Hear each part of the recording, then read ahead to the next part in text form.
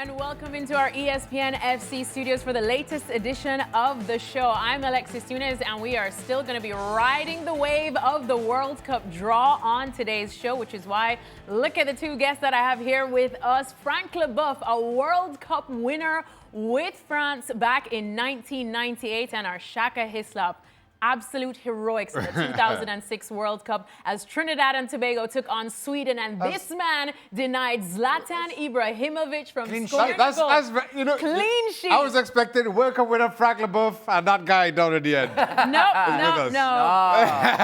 Two So historic World Cups between them, World Cup heroes in their own right. Well, he could be a World Cup hero for Egypt, Mo Salah, but right now for Liverpool, he's not quite the hero, and Mo Salah has some spicy words after Liverpool's latest drop points in the Premier League. And speaking of dropping points, Arsenal did so as well against Aston Villa, but we're going to get to that later. Let's start off with the World Cup draw, a reminder of how the groups are looking. Co-hosts, the USA, were drawn in Group D with Paraguay, Australia, and the winner of a UEFA playoff, which includes the likes of Turkey and Slovakia. Let's get some reaction from the US camp. Here's manager Mauricio Pochettino, as well as Christian Pulisic.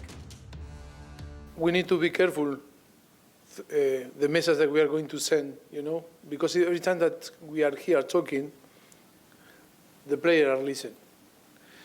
And the important thing is to put pressure and to try to be better, us. That is the challenge. It's not to put pressure to say, oh, we need to win, or we should win, or we should be better. No. It's to put pressure. The good pressure is about to be better us. The challenge is be better today than tomorrow. I mean, obviously the first goal is to make it out of the group. We know our opponents, well, two of them at least, and we know we're going to play against, and we have to finish, obviously, the top half of that group, and that's our first goal. And then once we get there, it's a knockout tournament, and from there, no matter what round we lose in, we won't be happy. So you want to push as hard as we can, and yeah, we're gonna try to make a good run. Well, yesterday we learned the groups of the World Cup, and today we learned the schedule. Here is who the USA will be facing and when and at what time. First up is Paraguay. That's in LA. Then they face Australia in Seattle. That's going to be a 3 p.m. game. And then it's back to LA for whomever wins that UEFA playoff C. Let's start off with our Frank Leboeuf, right? Because it's going to be a huge moment, Frank, for the USA. June 12th.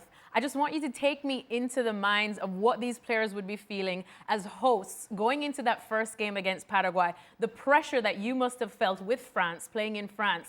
What is it like?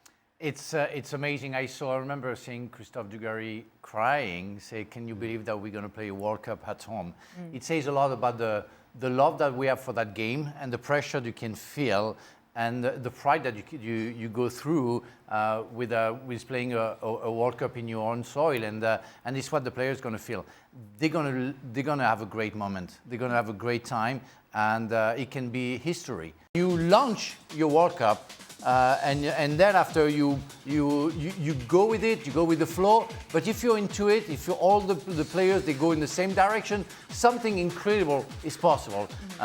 But again, the first game, the pressure, the feeling is huge. It's why we wanted to be football players. Yeah. Because we wanted to be in that moment. Yeah, I think I've interviewed a lot of the US men's national team players, and they always say that pressure is a privilege. And Shaka, we just had a look at the odds there, at least to win this group, and the USA favorites to win this group, but that's no longer their standard. I know we were talking about this on Football Americas just yesterday, and you were saying that it has to be quarterfinals or bust for them. I think for a large section of the football supporting public here in the US, anything less than a quarterfinal berth will be seen as a failure. And I think that's as sharp a line as it is. I think the big difference between USA hosting this time around and playing as hosts and France in '98, France, dare I say, the football supporting public were a lot longer in knowing the game and supporting the national team and understanding where those hurdles are and how tough it is to win a World Cup. But culturally, you know what it's like here in the US. It is win or bust.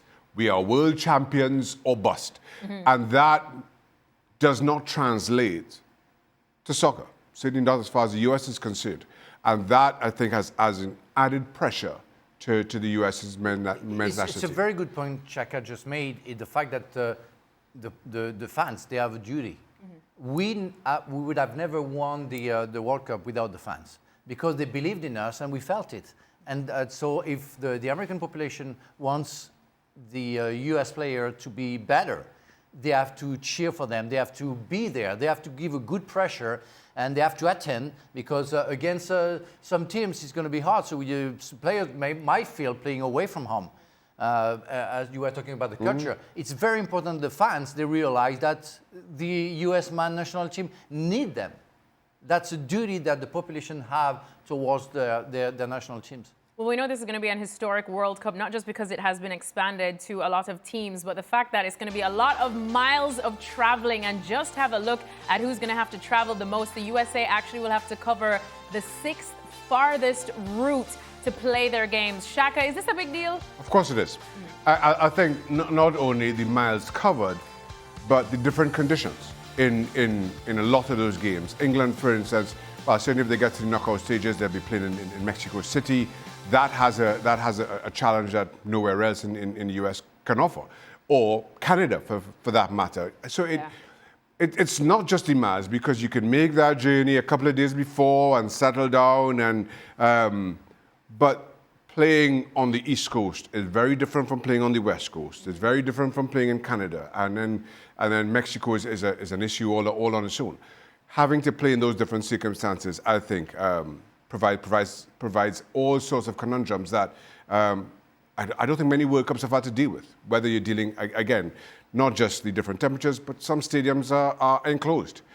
And there is just so much to this tournament in the US that I think distinguishes it from any other beforehand.